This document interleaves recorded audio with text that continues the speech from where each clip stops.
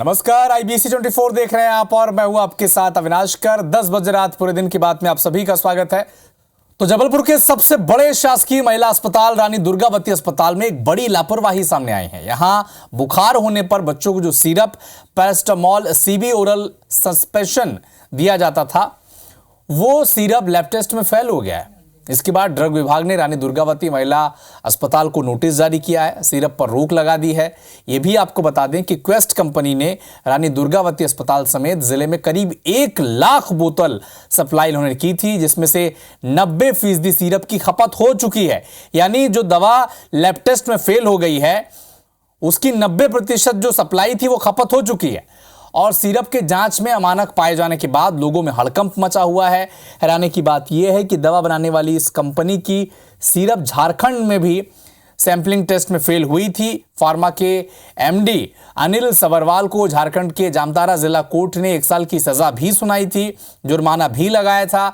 लेकिन इन तमाम बातों को दरकिनार करते हुए क्वेस्ट लैबोरेटरीज प्राइवेट लिमिटेड को मध्य प्रदेश के शासकीय अस्पतालों में सिरप सप्लाई का ठेका दे दिया गया। यानी झारखंड में इस कंपनी पर जुर्माना लगा था, 1 साल की सजा हुई थी, वहां पर भी वो लैब टेस्ट में फेल हुई थी।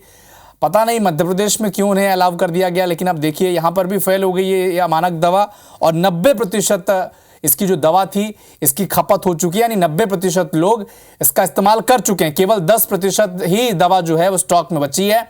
90% लोग दवा का इस्तेमाल कर चुके हैं। सप्लाई के पहले जांच होनी चाहिए, जो कि बहुत ज़रूरी है। छोटे बच्चों के इसमें जान का खतरा भी हो सकता है। ये तो प्रशासन की लापरवाही समझ सकते हैं। जब ये टेस्ट रिपोर्ट 22/3/24 को आई तो रानी दुर्गावती चिकित्सालय को मेल से ये रिपोर्ट मिली, जो ड्रग इंस्पेक्टर ने टेस्ट भेजा था।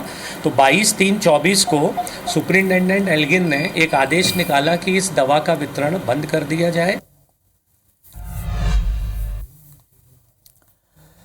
देवास में कलेक्टर ने एक साथ 18 पटवारियों को बर्खास्त कर दिया है। बता दें कि किसानों को फसल नुकसान होने पर दी जाने वाली मुआवजा राशि में पटवारियों ने धांधली की थी।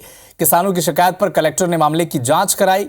कलेक्टर ऋषभ गुप्ता ने कहा कि फसल क्षति मुआवजा राशि में अनियमितता पाई गई है, जिसके बाद 18 पटवारी और 2 लिपिक सहायकों की सेवा समाप्त की गई। मामले में पहले सभी पर प्रकरण दर्ज हो चुका है, राशि भी जब्त की जा चुकी है।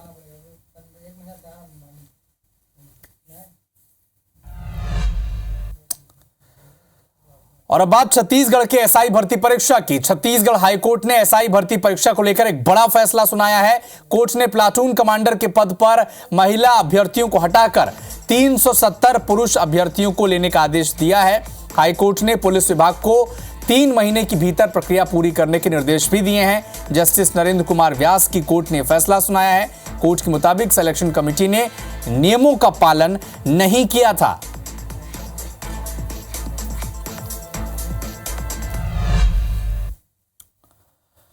देश भर के 8 राज्यों की 49 सीटों पर वोटिंग खत्म हो चुकी है। 995 उम्मीदवारों की जो किस्मत है वो अब EVM में कैद हो गई है। 5वें चरण में 9 केंद्रीय मंत्रियों की किस्मत लॉक हो गई है। 49 सीटों पर करीब 58% के आसपास वोटिंग हुई है। पश्चिम बंगाल में सबसे ज्यादा 73.06% वोटिंग हुई है, तो महाराष्ट्र में सबसे कम 49.15% वोटिंग हुई है। यूपी की 14 सीटों पर करीब 58% मतदान हुआ है।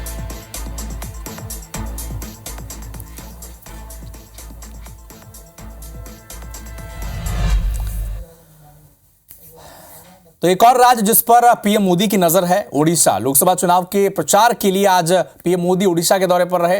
पुरी में भगवान जगन्नाथ के दर्शन भी PM मोदी ने किए। इसके बाद पुरी में रोड शो भी किया। पुरी से भारतीय जनता पार्टी के उम्मीदवार संबित पात्रा उनके साथ मौजूद रहे। रोड शो के बाद PM ने ढेंकानाल और कटक में भी 2 जनसभाएं की हैं। ढेंकानाल में ओडिशा की BJD सरकार यानी बिजू जनता दल की जो सरकार है, वहां पर भ्रष्टाचार का आरोप लगाया PM मोदी ने। और यह भी कहा कि BJD के छोटे छोटे नेता भी अब करोड़ों के मालिक बन गए हैं। PM ने जनता से BJP को वोट देने की अपील की और कहा कि अगर BJP की सरकार उड़ीसा में बनी तो उड़ीसा के बेटे या बेटी ही BJP का CM बनेगा। उड़ीसा के ढेंकानाल और पुरी में 25 मई को वोटिंग होनी है। तो जो उड़ीसा का पश्चिम तट है, जहां पर BJP का गढ़ माना जाता है, अब उससे आगे बढ़कर कोस्टल इलाकों में भी समुद्र तटीय इलाकों में भी, लोकसभा क्षेत्रों में भी भारतीय जनता पार्टी अपने पांव पसार रही है और इसी कड़ी में आज पुरी और कटक, ढेंकानाल 3 जगहों पर पीएम ने जनसभा की, रोड शो किया। एक माफिया है जो हर सेक्टर पर कब्जा करके बैठा हुआ है और वो माफिया ऐसा है कि यहां कंपटीशन आने ही नहीं देता। 10 जून को हमारी सरकार आने दीजिए। भाजपा सरकार इस माफिया की कमर तोड़ने वाली है। तो फिलहाल इस बुलेटिन में इतना ही, लेकिन देश और दुनिया के साथ एमपी और छत्तीसगढ़ के हर अपडेट के लिए आप जुड़े रहिए हमारे साथ। नमस्कार।